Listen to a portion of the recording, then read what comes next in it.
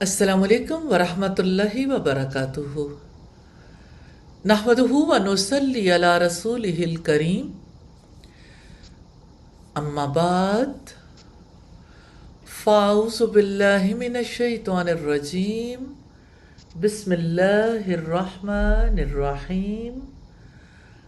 रब्बिश्रह ली सदरी व यस्सिर ली अमरी वहलुल उक़दतम मिन लिसानी यफ़क़हू क़ौली। अल्हम्दुलिल्लाह, ये अल्लाह सुब्हानहू व तआला की रहमत है कि उसने हमें चांस दिया और हम इस काबिल हुए कि अल्लाह सुब्हानहू व तआला से दुआ करना, अल्लाह सुब्हानहू व तआला को पुकारना सीख सकें।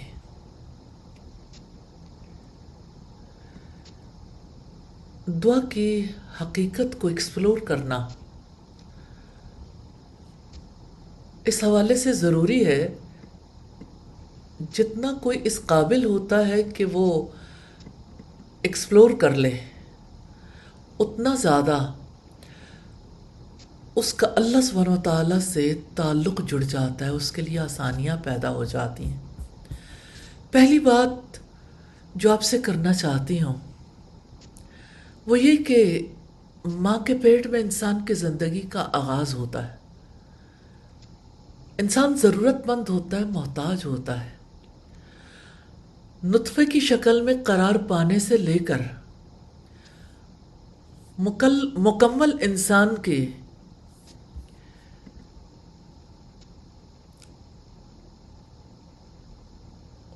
मुकम्मल इंसान की शक्ल में वजूद पाने तक हर इंसान जितने मराहिल से गुज़रता है, मोहताज रहता। अगर आप पहले सेल से लेके बेबी के डिलीवर होने तक देखिए, वो कौन सा लम्हा है जब वो मोहताज नहीं होता, और वजूद में आने से लेकर ज़िंदगी की आखिरी सांसों तक, हत्ता के मरने के बाद भी वो मोहताज रहता है। मट्टी का बेटा, बेबसी का पुतला, ज़रूरतों का गुलाम बन जाता है। उसकी मोहताजी और ज़रूरतमंदी कभी ख़त्म नहीं होती। कदम कदम जहाँ पर वो अपने जैसे इंसानों का ज़रूरतमंद होता है, वहीं उसे ज़िंदगी में बेशुमार ऐसे मसाइल से वास्ता पड़ता है जहाँ कोई दूसरा इंसान उसकी मदद नहीं कर सकता। दुनिया के सारे वसाइल जवाब दे जाते हैं। ऐसे में इंसान की उम्मीदों का चराग सिर्फ और सिर्फ एक ज़ात रह जाती है, और वो जहानों के बादशाह की रहीम करीम ज़ात है, जो इंसानों को कहीं भी बेआसरा बेसहारा नहीं छोड़ती। जब इंसान के लिए सारे दरवाजे बंद हो जाते हैं, जब वो मजबूर और बेबस हो जाता है, तो उसे एक ऐसी ज़ात की ज़रूरत महसूस होती है जिसको वो पुकारे तो वो उसे जवाब दे, जो उसके दुखों का मुदावा करे, जो उसके गमों को हल्का करे। बेशक वो ज़ात हमारे खालिक, हमारे मालिक की ज़ात है। बेशक वो रहीम है, बेशक वो करीम है। जब भी कोई बेकरार उसे पुकारता है, वो उसकी चारागरी करता है। हम वही तो है जो फरियाद रसी करता है, वो जो शरक से भी ज़्यादा करीब है। उसके दर से कभी कोई खाली नहीं लौटता। उसे पुकार कर देखें, जवाब ज़रूर आएगा। इंसान अपने तमाम मामलात में रब का मोहताज है। अपनी ज़रूरियात की तकमील के लिए, अपनी बीमारियों की शिफा के लिए, मसाइब व आलाम से नजात पाने के लिए, अपनी इस्लाह के लिए, अपने दीन और दुनिया की बेहतरी के लिए सरापा मोहताज है। अपनी हाजतमंदी, ज़रूरतमंदी और मोहताजगी में जब भी वो अपने रब को पुकारता है तो अपनी अब्दियत का इजहार करता है। अब्दियत का इजहार इंसानियत की मेराज है।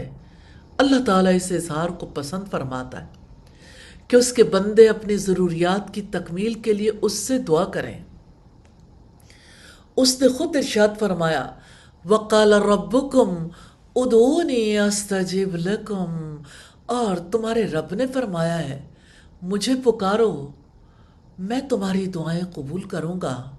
یقیناً جو لوگ میری عبادت سے تکبر کرتے ہیں جلد ہی وہ جہنم میں ذلیل ہو کر داخل ہوں گے۔ رب کائنات جو کسی کا محتاج نہیں، اس نے خود فرمایا ہے مجھ سے دعا کرو میں تمہاری دعائیں قبول کروں گا، جو مانگو گے دوں گا، بادشاہت مانگو گے وہ بھی عطا کروں گا، جو مانگو گے میں دوں گا، تمہیں دینے سے میرے خزانوں میں کوئی کمی نہیں آتی، تم مانگ کر دیکھو، ہاتھ پھیلاؤ تو صحیح، عطا نہ کروں تو پھر کہنا۔ یہ رب کریم کا وعدہ ہے جو اپنے وعدے کی خلاف ورزی کبھی نہیں کرتا۔ وہ کہتا ہے مجھ سے دعا مانگو میں قبول کروں گا، مجھ سے مانگ کر کبھی نامراد نہیں ہوگے۔ ایک حدیث قدسی کے اختتام پر وہ فرماتا ہے اے میرے بندو، تم سب اولین و آخرین جن و انس ایک صاف چٹیل میدان میں کھڑے ہو کر مجھ سے مانگنے لگو، اور میں ہر انسان کو جو وہ مجھ سے مانگے عطا کر دوں، تو پھر بھی میرے خزانوں میں اس قدر بھی کمی نہیں ہوگی جتنی کہ سمندر میں سوئی ڈال کر نکالنے سے سمندر کے پانی میں کمی ہوتی ہے۔ یہ صحیح ترغیب و ترہیب کی روایت ہے 1625 پہ۔ دعا عبادت ہے۔ اللہ تعالیٰ کے نزدیک دعا سے زیادہ عزیز تر کوئی چیز نہیں۔ دعا ابدیت کی تکمیل ہے۔ دعا رب کے رضا کے حصول کا ذریعہ ہے۔ دعا دنیا اور آخرت کی ضروریات کی تکمیل کا ذریعہ ہے۔ دعا امید ہے۔ دعا بندگی کی معراج ہے۔ دعا خالق اور مخلوق کے رشتے کو استوار کرتی ہے۔ دعا رب کے قرب کا ذریعہ ہے۔ دعا سرگوشی ہے جو اپنے پروردگار سے کی جاتی ہے۔ دعا رب کائنات کو محبوب ہے۔ دعا غموں اور مصیبتوں کو دور کرنے کا ذریعہ ہے۔ دعا رب کا خاص احسان ہے۔ دعا عبادت کا مغز ہے۔ اپنے رب سے دعا مانگنا اور اس کا دعا قبول کرنا وہ نعمت ہے جو سعادت مندوں کو نصیب ہوتی ہے۔ دعا کی عادت ڈالنے کا یہ فائدہ ہے کہ انسان ہر کام کے لیے اپنے رب کی طرف رجوع کرتا ہے، اپنے غموں کی فریاد بھی اسی سے کرتا ہے، اپنے مصائب دور کرنے کے لیے بھی اسی کو پکارتا ہے، اسی سے شفا مانگتا ہے، اسی سے مدد مانگتا ہے۔ دعا سے بندے کا تعلق اللہ تعالیٰ سے مضبوط ہو جاتا ہے۔ خود دعا کریں، اپنے بچوں کو دعا کرنا سکھائیں، دعاؤں بھری زندگی گزاریں۔ اس مقصد کے لیے ترتیب طے کر لیں۔ آغاز میں صبح و شام کی دعائیں پختہ کر لیں، پھر نماز کے بعد کے اذکار اور دعائیں، پھر تمام معمولات کی دعائیں، اسی طرح ہر موقع کے لیے دعائیں آہستہ آہستہ اپنی دعاؤں میں شامل کر لیں۔ دعا کا ساتھ زندگی بھر کا ہے، اور دعا موت کے بعد آنے والی زندگی کے لیے کام آنے والی ہے۔ پھر کیوں نہ اللہ تعالیٰ سے دعا کریں کہ ہم محتاج ہیں، بے بس ہیں، ہم تو زیرو ہیں، اور زیرو ایک کے ساتھ مل کر ہی قدر و قیمت کا حامل بنتا ہے۔ دعاؤں میں جئیں، دعاؤں میں جائیں، دعاؤں میں یاد رکھیں، دعاؤں میں رہیں، دعاؤں سے اپنی زندگی منور کر لیں۔ اللہ سبحانہ و تعالیٰ ایسا کر دے، آمین ثم آمین۔ ہم دیکھیں گے دعا کی ضرورت اور اہمیت کو۔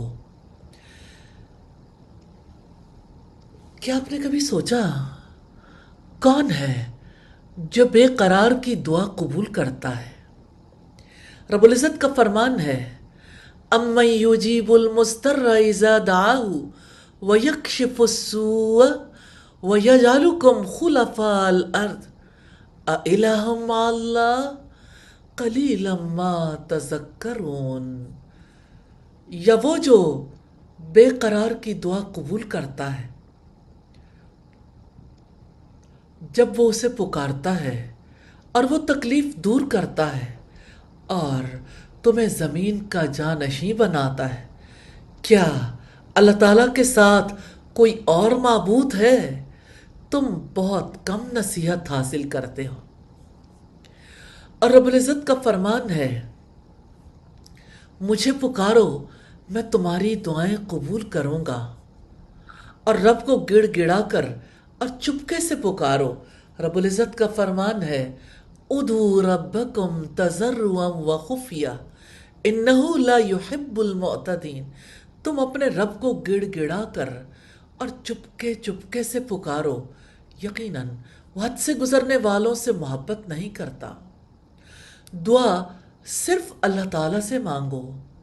رب العزت کا فرمان ہے، فَادْعُوا اللَّهَ مُخْلِصِينَ لَهُ الدِّينَ وَلَوْ كَرِهَ الْكَافِرُونَ۔ چنانچہ اللہ تعالیٰ کو پکارو کہ دین کو اس کے لیے خالص کرنے والے ہو، اگرچہ کافر برا مانے۔ رسول اللہ صلی اللہ علیہ وسلم نے سیدنا عبداللہ ابن عباس رضی اللہ تعالی عنہما سے فرمایا، رب العزت سے کس طرح طلب کرنا ہے۔ نبی صلی اللہ علیہ وسلم کا فرمان ہے، آپ نے وصیت کی تھی، ابن عباس سے کہا تھا، یا غلام، اے بچے، میں آپ کو چند باتیں سکھاتا ہوں، وہ چند باتیں جن کو یاد رکھنے اور جن پر عمل پیرا ہونے کی رسول اللہ نے وصیت کی تھی۔ ان میں سے ایک یہ تھی، اذا سألت فاسأل اللہ واذا استعنت فاستعن باللہ۔ جب تم کوئی چیز مانگو تو صرف اللہ تعالیٰ سے مانگو، جب تم مدد چاہو تو صرف اللہ تعالیٰ سے مدد طلب کرو، کیونکہ ہدایت، رزق، بخشش صرف اللہ تعالیٰ دے سکتا ہے۔ سیدنا ابو ذر سے روایت ہے کہ رسول اللہ صلی اللہ علیہ وسلم نے فرمایا کہ اللہ تعالیٰ نے فرمایا، اے میرے بندو، تم سب گمراہ ہو مگر جس کو میں ہدایت دوں، تو مجھ سے ہدایت مانگو میں تمہیں ہدایت دوں گا۔ اے میرے بندو، تم سب بھوکے ہو مگر جس کو میں کھلاؤں، تو مجھ سے کھانا مانگو میں تم کو کھلاؤں گا۔ اے میرے بندو، تم سب ننگے ہو مگر جس کو میں پہناؤں، تو مجھ سے کپڑا مانگو میں تم کو پہناؤں گا۔ اے میرے بندو، تم رات دن گناہ کرتے ہو اور میں سب گناہوں کو بخشتا ہوں، تو مجھ سے بخشش چاہو میں تمہیں بخش دوں گا۔ تو اللہ سبحانہ و تعالیٰ کے خزانے کبھی کم نہیں ہوتے۔ اگر تمام اگلے اور پچھلے لوگ، آدمی اور جنات سب ایک میدان میں کھڑے ہوں، پھر اللہ رب العزت سے مانگنا شروع کریں اور اللہ تعالیٰ ہر ایک کو جو مانگے وہ دے دے، تب بھی جو اس کے پاس ہے وہ کم نہیں ہوگا مگر اتنا جتنا دریا میں سوئی ڈبول کر نکال لو، یعنی کچھ بھی کمی نہیں آتی۔ تو اللہ سبحانہ وتعالیٰ نے فرمایا، اے میرے بندو، یہ تو تمہارے ہی اعمال ہیں جن کو تمہارے لیے شمار کرتا رہتا ہوں، پھر تم کو ان اعمال کا پورا پورا بدلہ دوں گا۔ سو جو شخص بہتر بدلہ پائے تو چاہیے کہ اللہ تعالیٰ کا شکر ادا کرے کہ اس کی کمائی بیکار نہ گئی، اور جو برا بدلہ پائے تو اپنے ہی تئیں برا سمجھے۔ پھر دعا کے حوالے سے یاد رکھیے گا، غیر اللہ سے مانگنا شرک ہے۔ سیدنا عبداللہ رضی اللہ تعالیٰ عنہ نے بیان کیا کہ نبی کریم صلی اللہ علیہ وسلم نے فرمایا، من مات وہو یدعو من دون اللہ ندا دخل النار۔ جو شخص اس حالت میں مر جائے کہ وہ اللہ تعالیٰ کے سوا کسی اور کو شریک پکارتا تھا تو وہ جہنم میں جاتا ہے۔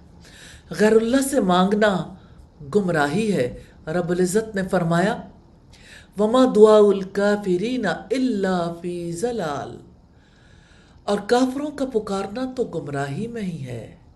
اور اس سے بڑا گمراہ کون ہوگا جو اللہ تعالیٰ کے سوا انہیں پکارتا ہے، جو قیامت کے دن تک اسے کوئی جواب نہیں دے سکتے، حالانکہ وہ ان کی دعا ہی سے غافل ہیں۔ تو اللہ تعالیٰ کے سوا کوئی کچھ بھی نہیں دے سکتا، اس بات کا یقین رکھیے گا اور سوچتے رہیے گا۔ انشاءاللہ کل اللہ سبحانہ تعالیٰ کے اذن سے دوبارہ ملیں گے۔